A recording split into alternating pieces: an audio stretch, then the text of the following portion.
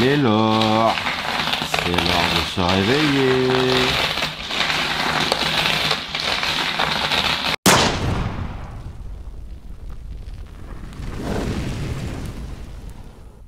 Salut et bienvenue dans le bas de bureau. Aujourd'hui, je vais vous montrer le minimum que j'utilise pour recharger dans un petit appartement sur ma table basse. Le matériel utile, on va dire. Si vous êtes sur YouTube, vous allez voir que ça. Si vous êtes sur Odyssée, vous allez voir même la conception de ces petites choses. Donc je vais le faire en direct, mais pas dans cette vidéo si vous êtes sur YouTube. Hein, vous comprendrez les restrictions réglementaires de YouTube, ou pas d'ailleurs, hein, on les comprend pas tout forcément, mais bon, voilà. Voici ce que je vais utiliser. Alors, j'ai des ogives ici qui sont à la base pour du 308, donc des H&N. Ah, elles sont moins jolies, hein, ça donne ça. Ça donne ça. C'est un petit peu moins joli, mais ça coûte rien. Ça coûte rien, du coup, c'est bien. Là, j'ai les étuis que je vais remplir, j'ai des étuis préparés. Et ici, j'ai des belles ogives, ça va faire des beaux petits pruneaux, tout ça. On va recharger pour pas cher. Donc, il nous faut de la poudre à pas trop cher. Nous avons de la A0. Pas trop cher, mais ça commence à devenir cher. Hein. Des amorces, je vous en parle même pas tellement c'est cher. Et bien sûr, bon, bah, donc les ogives. Il nous faut aussi des outils. Donc, en outil ici, j'ai... Sur l'appareil, j'ai déjà le désamorceur et recalibreur. J'ai monté des systèmes rapides dessus. Donc un jeu d'outils standard avec un sertisseur quand même. On peut avoir besoin de ça aussi pour contrôler si la longueur. Après, si la longueur n'est pas bonne, on va venir trimer les étuis pour qu'ils soient tous à la bonne longueur. C'est important. Pour pouvoir justement rentrer dans cette petite chose-là, qui est une jauge. Alors je vous ai fait déjà une vidéo sur les jauges. Hein. Qui est une jauge et qui nous permet de voir si nos étuis, par exemple, on va prendre celui-là, hop, ça doit arriver pile poil à la fleur, comme ça. Ça fait la taille de la jauge. Si la cartouche, elle rentre comme ça dans la jauge, ça veut dire qu'elle fait pareil dans le canon, ça veut dire qu'il n'y aura pas de problème. Mais des fois, quand on met après l'ogive, ça coince un petit peu plus. Mais pas là, par exemple, vous voyez. Ça rentre nickel. Faut pas normalement taper dessus pour que ça rentre. Hein. Pour préparer nos étuis, ça nous permet de nettoyer les étuis. On prend, on a deux petits manches. On vient équiper avec les outils que l'on a besoin. On fait l'intérieur et l'extérieur en fait du collet. Et ensuite après c'est pour préparer les puits d'amorce. Voilà. Donc on a de quoi faire. Des outils aux dimensions anglaises. Donc du 3/4 et du demi-pouce. Moi j'utilise des clés Facom, mais on peut prendre n'importe quelle marque. Perso, j'ai pas les moyens d'acheter de la merde. Donc j'ai pris du Facom. Je suis pas emmerdé, j'ai pas à les changer. Ça nous fait... On tire l'outil et on vient régler l'aiguille avec la demi. Un sachet, un petit sachet Ziploc qui m'a déjà servi à son usage. C'est avec le lubrifiant à étui qu'on va se servir très rapidement. Pouvoir justement le placer dans le recalibrage sans que ça coince.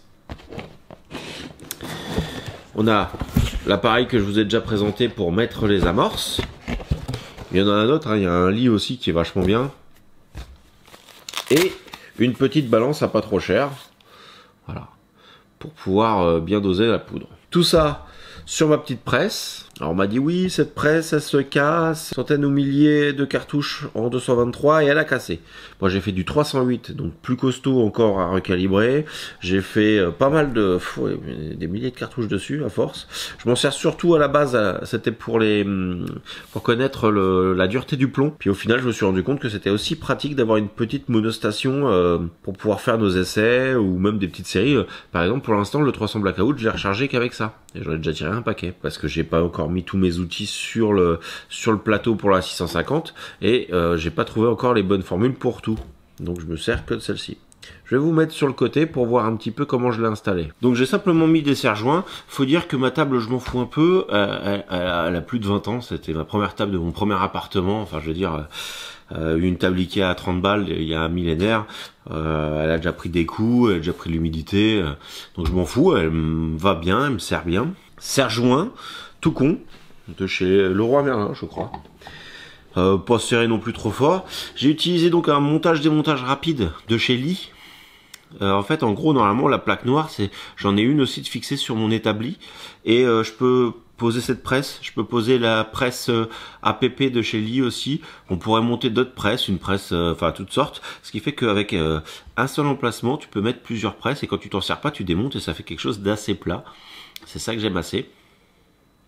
Le fait d'utiliser cette plateforme nous permet d'avoir une plus grande surface et donc de mettre des serre-joints, un derrière pour éviter le relèvement quand je vais appuyer comme ça, et un sur le côté pour avoir tout le côté stabilité. Nous voici donc revenus sur la table.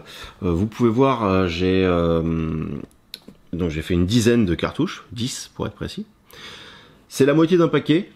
Ce qu'on trouve maintenant c'est de la PPU et ça coûte entre 30 € et 50 € suivant le vendeur. Moi je m'en suis fait 10 là en très peu de temps, le temps de tourner la vidéo là. Donc on peut faire avec des belles ogives comme ça qui sont pas données hein. À l'époque je les ai pas payé cher, je les ai payé 110 € les 500, maintenant c'est plus ce prix là.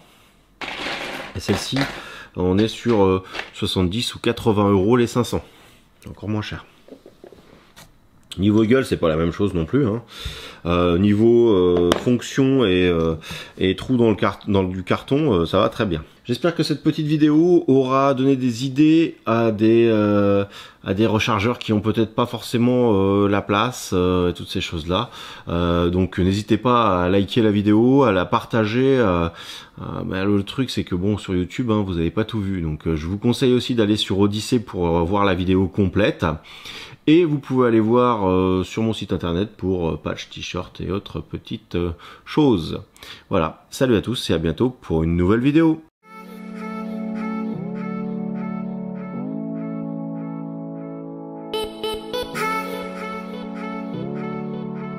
Pourquoi parer nos étuis? On a ça aussi. C'est un peu le bordel ça. Ça fait un sale tour.